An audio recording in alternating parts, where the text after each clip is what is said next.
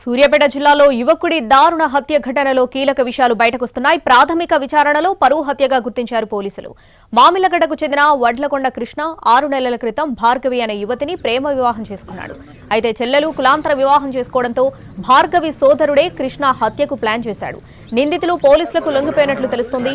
కృష్ణను బండరాళ్లతో కొట్టి హత్య చేయించాడు భార్గవి సోదరుడు. హత్య తర్వాత కృష్ణ మృతదేహాన్ని మూసి కెనాల్ కట్టపై పడేసినట్లు చెబుతున్నారు పోలీసులు. సూర్యాపేట జిల్లాలో యువకుడి దారుణ హత్య ఘటనలో కీలక విషయాలు బయటకొస్తున్నాయి. ప్రాథమిక విచారణలో పరువు హత్యగా గుర్తించారు పోలీసులు. దీనికి సంబంధించి పూర్తి అప్డేట్స్ మా ప్రతినిధి విజయభాస్కర్ అందిస్తారు. విజయభాస్కర్.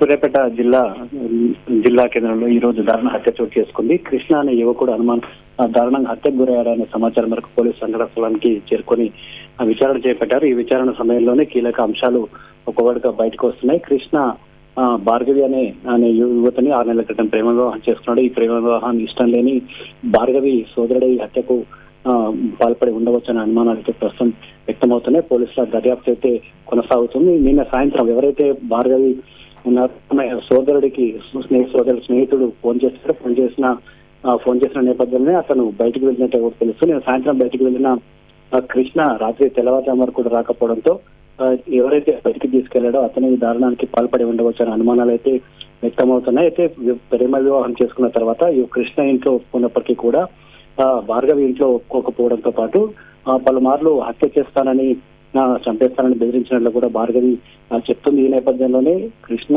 హత్య వెనుక భార్గవి సోదరుడి ప్రమేయం ఉండవచ్చు అనే అనుమానాలు అయితే వ్యక్తమవుతాయి. నేను సాయంత్రం పథకం ప్రకారం సాయంత్రం కృష్ణను బయటికి తీసుకెళ్లినట్టు కూడా తెలుస్తుంది. ఆ తర్వాత హత్య చేసినట్లుగా కూడా పోలీసులు అనుమానిస్తున్న పరిస్థితి ఉంది. ప్రస్తుతం డెడ్ బాడీని సూర్యాపేట జిల్లా కేంద్ర ఆసుపత్రికి తరలించారు. పోస్ట్మార్టం నివేదికను తరలించారు.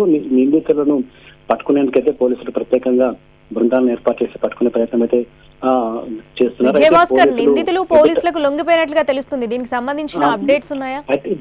దీనికి సంబంధించి పోలీసులు అయితే క్లారిటీ ఇవ్వడం లేదు. అయితే నిన్న హత్య చేసిన తర్వాత వీళ్ళు ఎవరైతే నిందితులు ఉంటారో వాళ్ళు పోలీసులు ఎదుట లొంగిపోయినట్లుగా కూడా తెలుస్తుంది. అయితే పోలీసులు మాత్రం దీన్ని నిర్ధారించట్లేదు. పోలీసులు తాము కేవలం ఇంకా ఫిర్యాదు కూడా అందలేదు, దర్యాప్తు చేపడుతున్నామని పోలీసులు చెప్తున్నప్పటికీ కూడా నిన్న హత్య చేసిన తర్వాత పథకం ప్రకారం హత్య చేసిన తర్వాత పోలీసులు ఎదుట లొంగిపోయినట్లు తెలుస్తుంది. Shravana. Right Vijayabhaskar, thanks for the updates.